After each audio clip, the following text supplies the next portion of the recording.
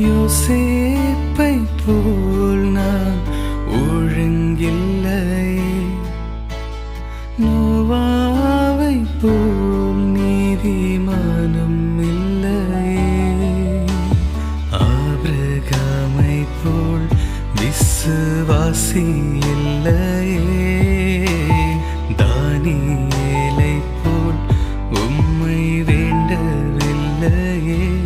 நான் நானாக தானாக வந்து நிற்கிறேன்,